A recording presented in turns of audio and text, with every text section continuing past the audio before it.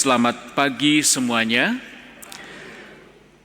Hari Raya Santa Perawan Maria diangkat ke surga, tubuh dan jiwanya merupakan peristiwa yang menantang kita sebagai orang beriman bahwa kita semua dipanggil untuk menghadirkan cita-cita yang sama. Dalam bacaan pertama, Rasul Yohanes dalam kitab Wahyu mengungkapkan peran Maria dalam gereja. Figur perempuan yang disebut dalam kitab Wahyu itu menunjuk pada pribadi Maria. Dalam kitab Wahyu, orang yang dibenarkan digambarkan dengan berpakaian putih.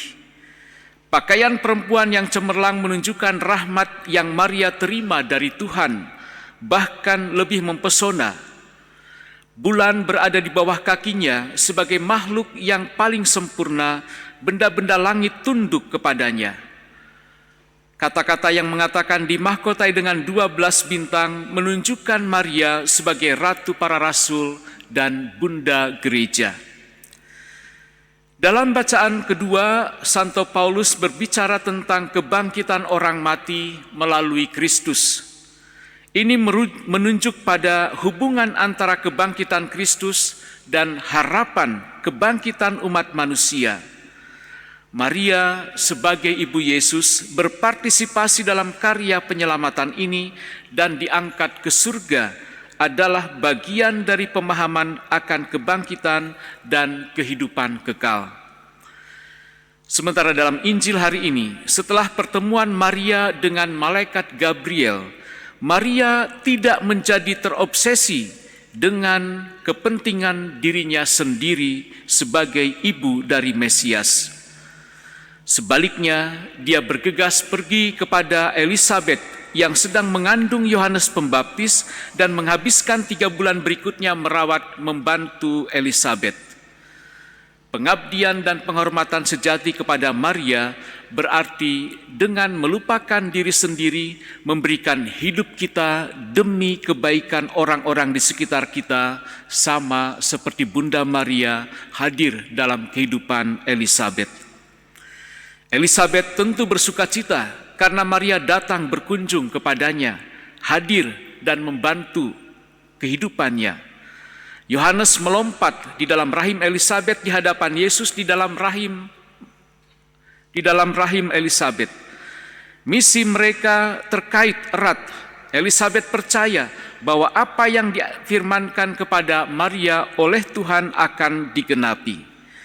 Maria diberkati luar biasa karena dia percaya kepada Tuhan sepanjang hidupnya. Dalam pribadi Maria, Kristus hadir dan dia membawanya ke dalam kehidupan Elisabet dan ke dalam kehidupan bayi Yohanes di dalam rahimnya. Maria mengizinkan kita untuk bertemu dengan Kristus. Maria membuat jalan perjumpaan dengan Kristus. Semoga kita juga berjumpa dengan Kristus melalui Maria. Maria mengajarkan kepada kita sikap dasar orang Kristiani. Sikap bersukacita, memandang diri sendiri diberkati dengan berlimpah oleh Allah yang pengasih. Dalam kisah dramatis dari kitab Wahyu, kita melihat Tuhan campur tangan tepat pada saat wanita atau perempuan itu melahirkan, menyelamatkan bayi dari rahang naga yang merusak. Hal ini menunjukkan bahwa Tuhan memperhatikan umatnya sepanjang waktu. Tidak ada yang luput dari tatapan kasih Allah.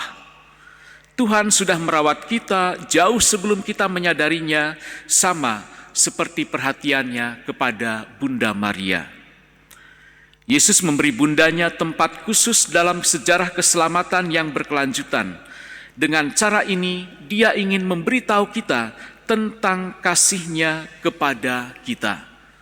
Sama seperti Allah mengangkat Maria ke surga tubuh dan jiwanya, pada akhir misi duniawinya, demikian pula Allah akan mengangkat seluruh gereja ke dalam persekutuan yang sempurna dengan dirinya sendiri di surga pada akhir zaman.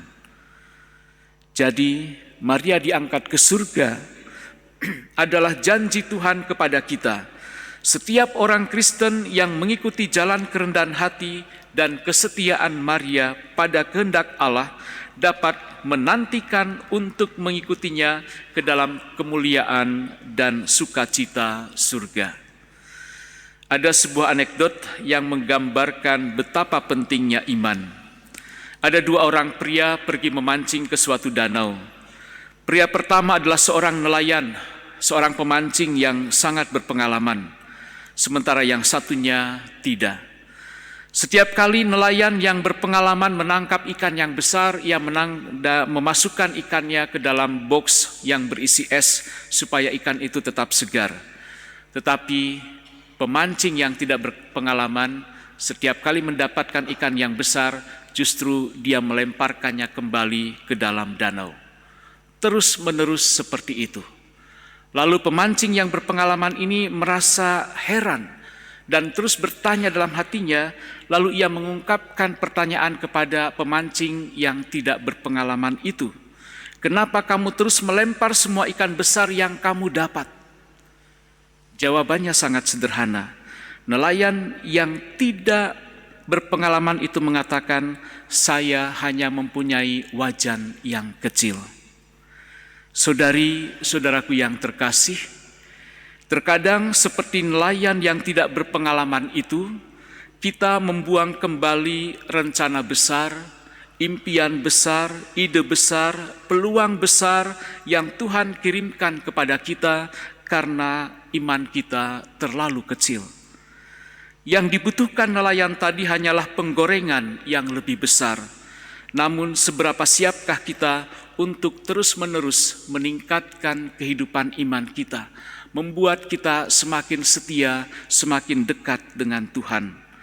Tuhan memiliki harapan dan rencana besar bagi kehidupan kita masing-masing. Harapan sebesar seperti peristiwa Maria diangkat ke surga. Saudari-saudaraku yang terkasih, semoga cita-cita ini juga sungguh menjadi cita-cita kita bersama sebagai umat beriman. Tuhan memberkati.